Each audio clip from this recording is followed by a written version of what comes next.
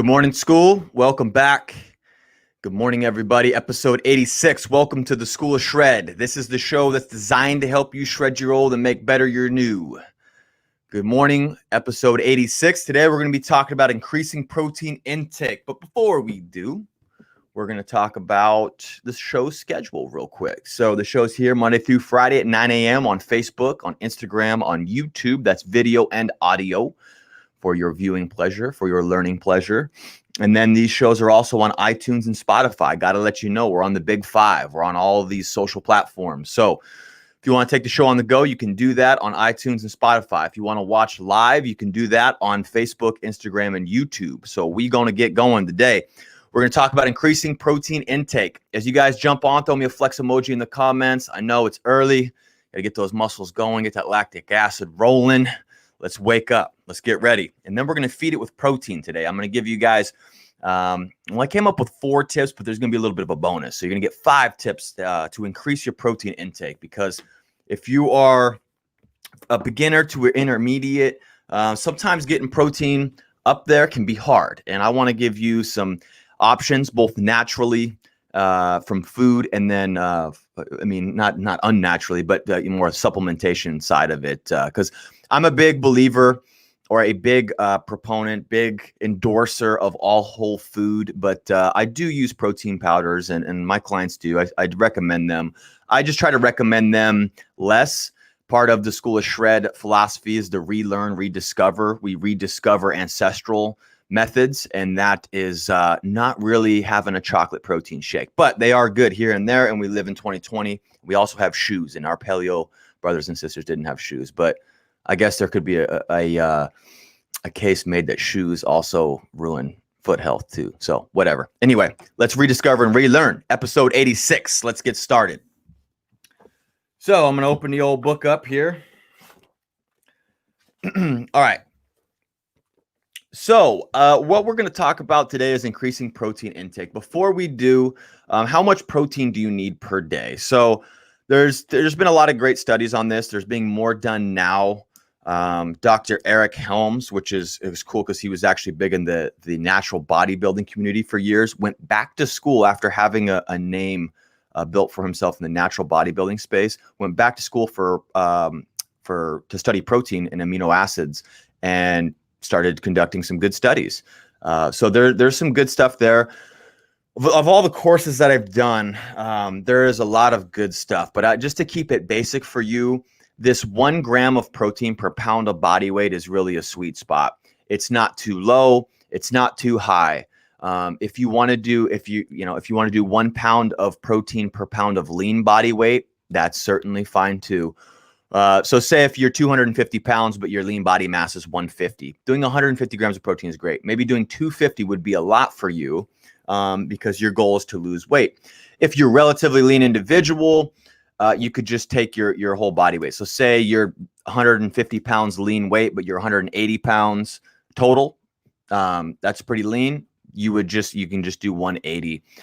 So you could write down right now, if you have a pen and a piece of paper or a journal, anywhere from 0.7 to 1 gram per pound of body weight.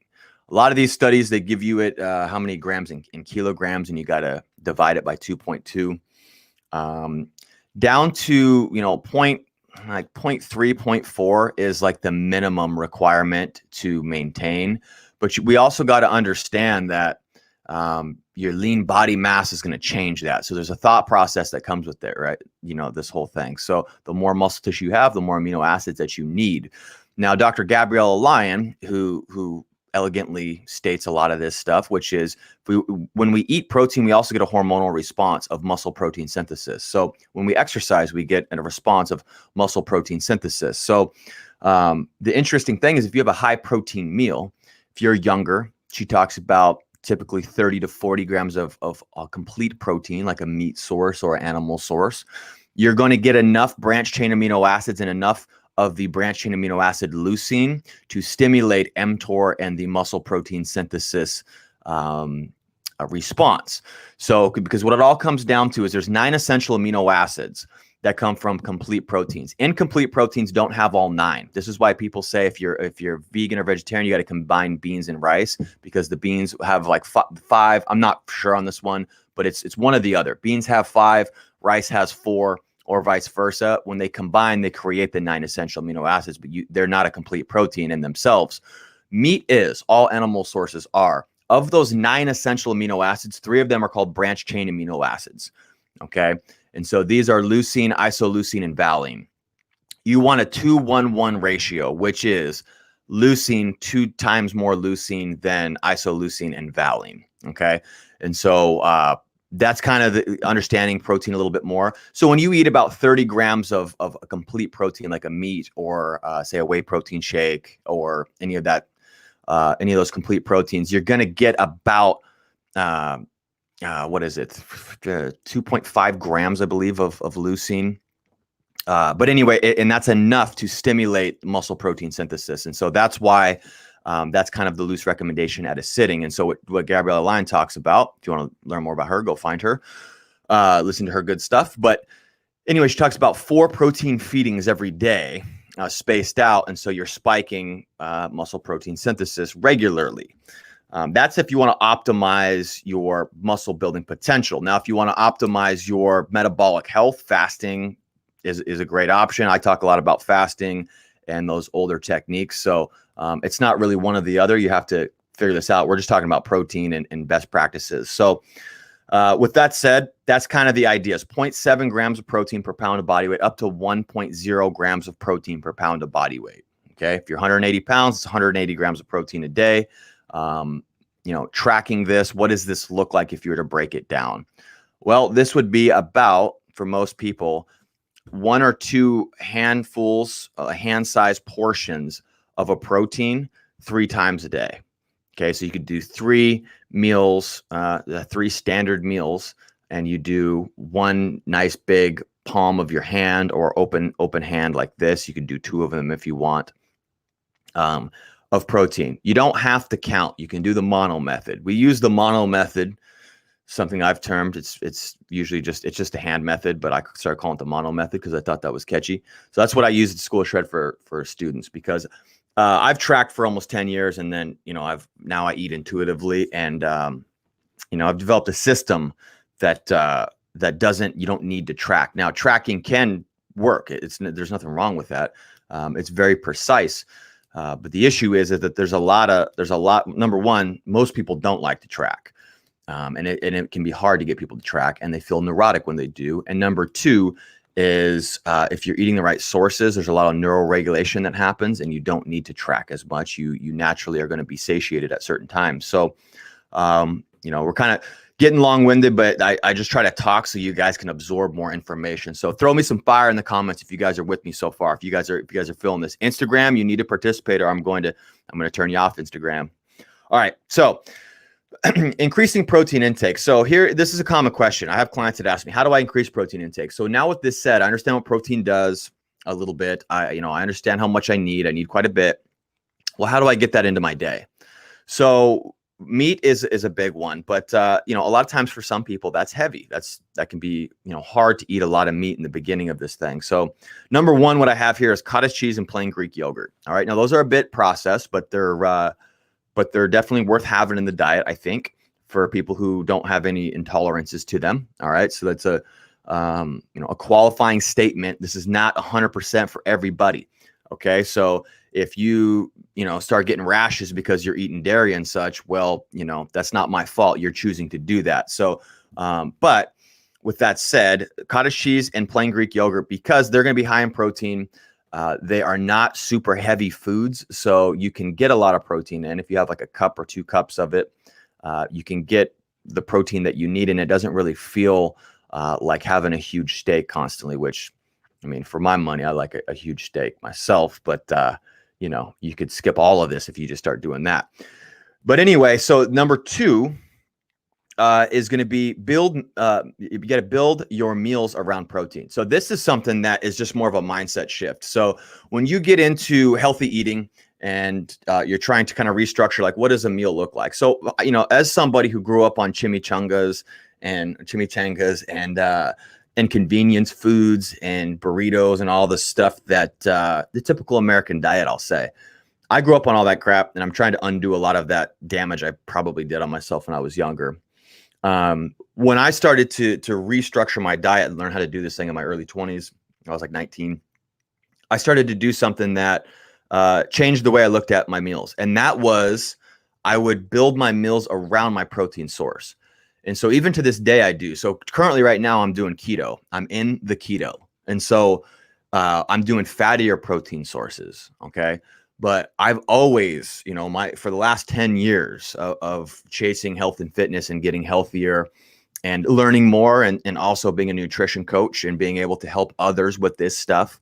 I have people build their meals around protein. So if you're going to eat something, what you can start doing today is stop thinking about just a sporadic, like, well, maybe I should have nuts and seeds, or maybe I should have, whatever it is, like some vegetables. Always base it around what's my protein source.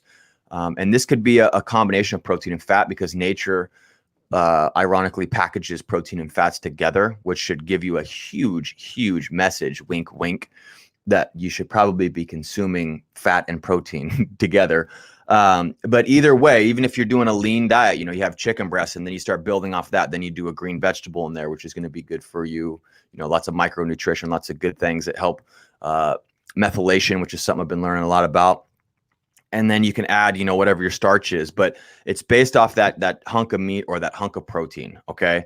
Vegetarian clients, I have a couple of them. We're basing things off of, maybe some eggs, or if they're open to doing fish, or they can combine some things, like if they want to do, tofu and things like that. But I'm not going to get too down that rabbit hole, because that takes a lot of individualizing, because it can be rather challenging.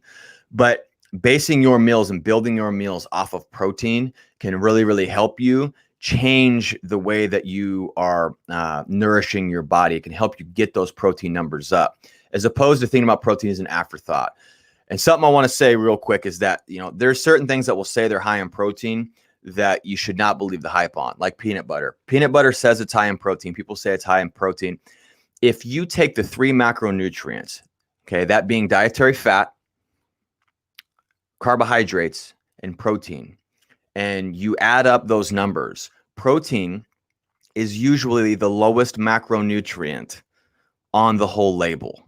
And so the fact that somebody can say it's high in protein is a huge disservice, and it's a bit unethical, because you're going to get 3 times as much fat in most cases, right? Because most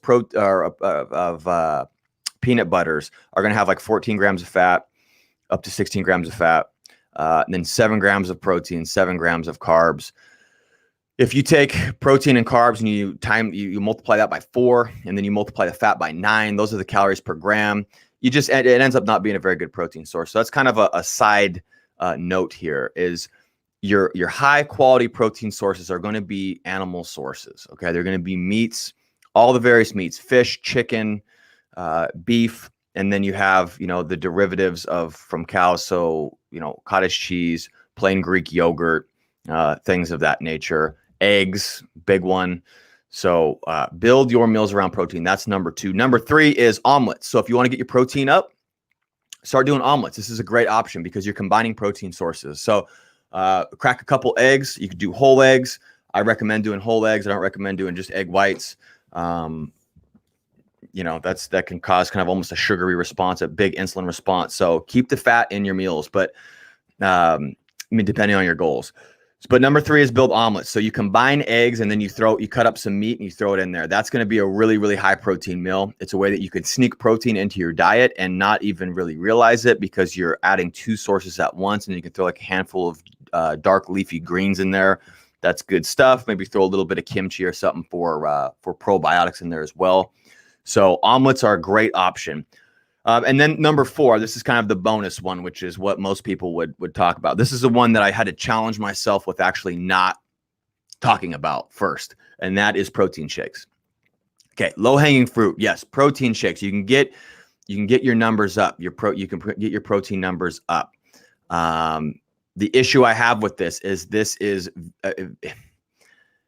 we're at a time where we have a really, really a rich industry of protein supplements, and a lot of these protein studies are being done by protein companies. And so, you need an exuberant amount of protein. Where are you going to go? Well, you can't eat all that.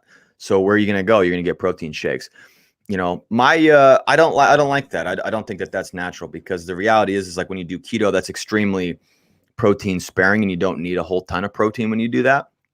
If you just structure your diet right and you eat whole foods, you can get all the protein you need. But you can also use protein. Oh, hey, this is the thing about doing Instagram from your phone, is when people call you at 9:16 in the morning, it stops your Instagram feed. All right, we're back. But protein shakes can help. BCAA supplements can help, although there's been some research that says that you need to do an EAA, which is an essential amino acid drink, or however you're going to supplement it, because the 6 essential amino acids are the fuel that get the 3 branched chain amino acids actually into the system to create that muscle protein synthesis. If you just have branched chain amino acids, they kind of get eaten up before they can actually help you spike your muscle building potential. So something to consider. Protein shakes. What's the difference between a protein shake and a branched chain amino acid supplement? Well, or essential amino acid supplement, either or. So protein shakes are going to have calories. They have the macros. They're basically less broken down strains of essential amino acids and branched chain amino acids. So both are going to spike insulin and have an insulin-genic response, which is what you want, because you're going to be storing these guys and building muscle from them. So that's kind of the difference. Protein shakes typically are going to be like chocolate, vanilla, all those flavors with the artificial sweeteners and whatnot in them.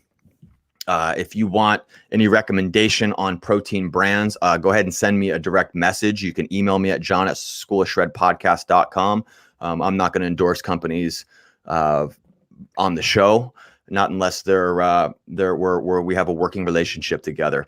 So, and then we have branched chain amino acids. So branched chain amino acid supplements are going to be calorie free, and those are typically the really fruity flavors, or maybe not so good flavors if you got to just toughen up and do the stuff without artificial sweeteners, which can be hard. It can be a steep learning curve for you if you stop doing the artificial sweeteners. But it's up to you. But those are both, those are how you can use protein supplements. Okay, so there's not a reason. You don't need to have a protein shake and a branched chain amino acid and a essential amino acid. I had a client that went to a supplement store, and it really pissed me off because the supplement guy sold him basically a bunch of the same stuff. So it was like, intro workout amino acids and pre-workout amino acids, and then post-workout protein shake. And the client didn't know, because everything's different. And I said, take these 2 back, keep this one. I'm like, this is not okay, because either that guy doesn't understand the science of it, or he's just trying to sell you so he can get more commission or whatever. Because there's an upper limit, and you don't need to, if you're eating enough protein, you don't need a supplement. Okay. So the protein supplement, a protein shake, just have a protein shake. That's really all you're doing. If you're getting enough protein, you don't need to have a supplement. Now, if you have a hard time getting adequate protein intake from what we've talked about so far, and maybe it's a bit easier for you, more convenient, then you can do protein shakes. Shop for quality hydrolyzed proteins that are cold filtered.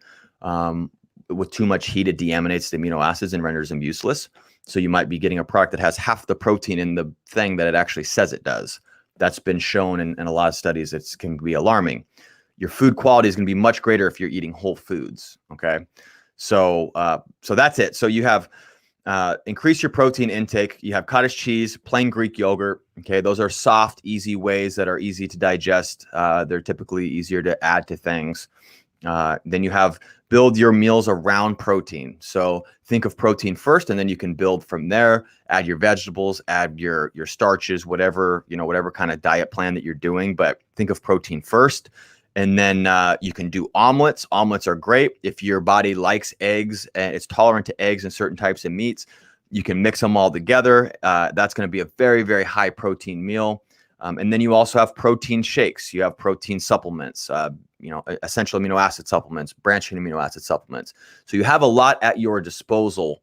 And another thing that you can do is if you have a good protein powder that you like, you can add a scoop of that to a plain Greek yogurt or a cottage cheese and double the protein on that. You can do like a cup of plain Greek yogurt or a cup of cottage cheese, and then put your protein in there. And then you have about 50 grams of protein.